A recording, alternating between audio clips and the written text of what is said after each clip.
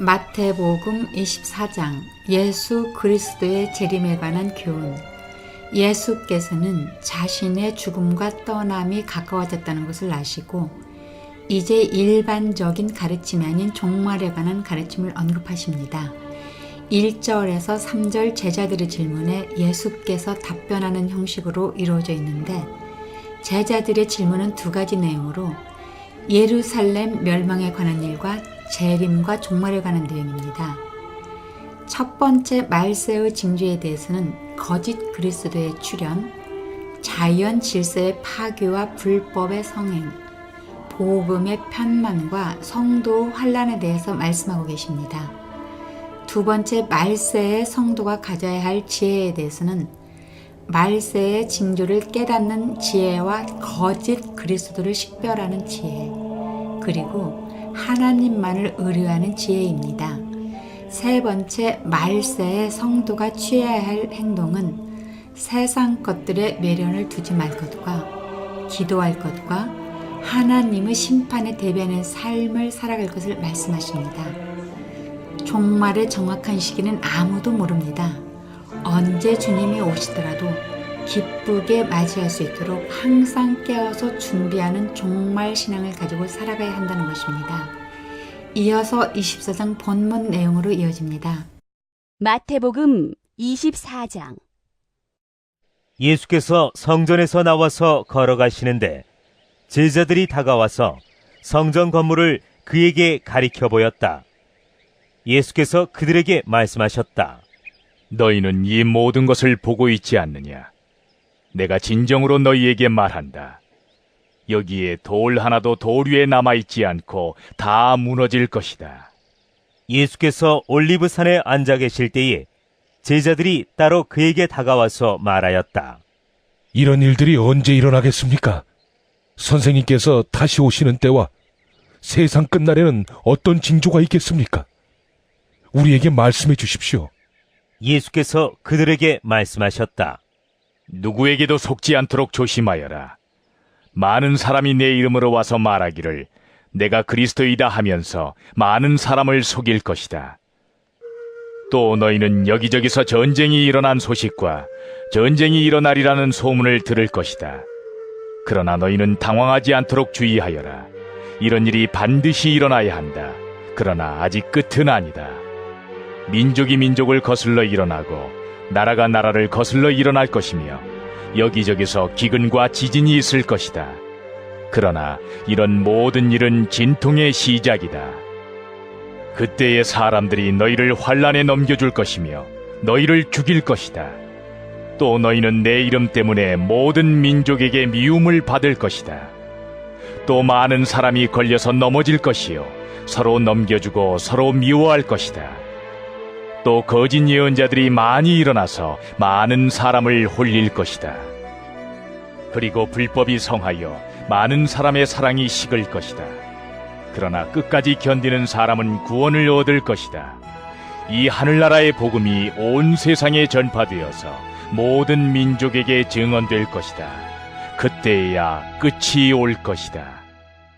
그러므로 너희는 예언자 다니엘이 말한 바 황폐하게 하는 가증스러운 물건이 거룩한 곳에 서 있는 것을 보거든 읽는 사람은 깨달아라.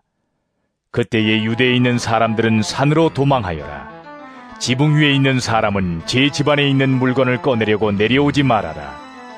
밭에 있는 사람은 제 겉옷을 가지러 뒤로 돌아서지 말아라. 그날에는 아이를 뵌 여자들과 젖먹이를 가진 여자들은 불행하다. 너희가 도망하는 일이 겨울이나 안식일에 일어나지 않도록 기도하여라. 그때에 큰 환난이 닥칠 것인데 그런 환난은 세상 처음부터 이제까지 없었으며 앞으로도 없을 것이다. 그 환난의 날들을 줄여주지 않으셨다면 구원을 얻을 사람이 하나도 없을 것이다. 그러나 선택받은 사람들을 위하여 하나님께서 그 날들을 줄여주실 것이다. 그때 누가 너희에게 말하기를 보시오, 그리스도가 여기 계시오, 혹은 아니 여기 계시오 하더라도 믿지 말아라. 거짓 그리스도들과 거짓 예언자들이 일어나서 큰 표징과 기적을 일으키면서 할 수만 있으면 선택받은 사람들까지도 홀릴 것이다. 보아라, 내가 너희에게 미리 말하여 둔다. 그러므로 그들이 너희에게 보아라, 그리스도가 광야에 계신다 하고 말하더라도 너희는 나가지 말고, 그리스도가 골방에 계신다 하더라도 너희는 믿지 말아라. 번개가 동쪽에서 나서 서쪽에까지 번쩍이듯이 인자가 오는 것도 그러할 것이다.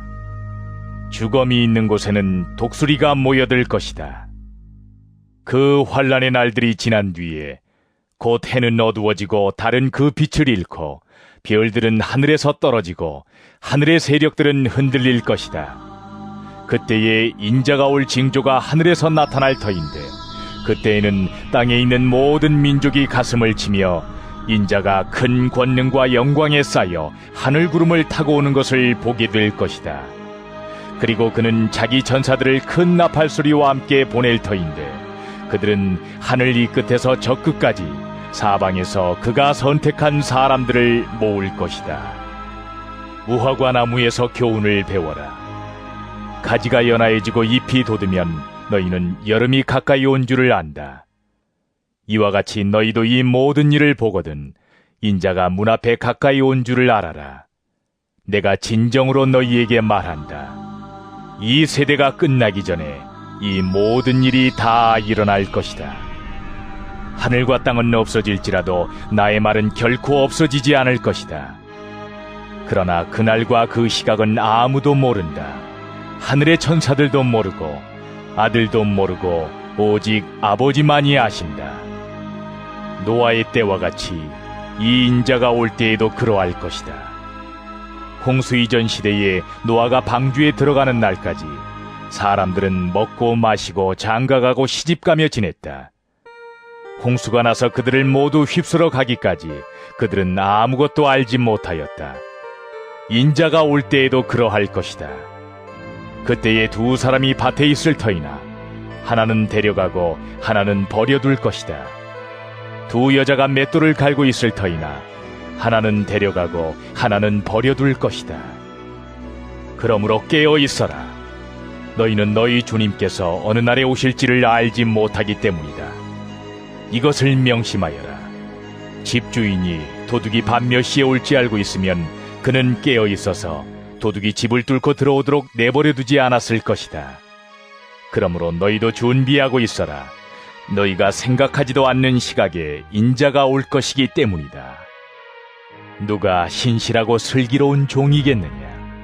주인이 그에게 자기 집 하인들을 통솔하게 하고 제때에 양식을 내주라고 맡겼으면 그는 어떻게 해야 하겠느냐?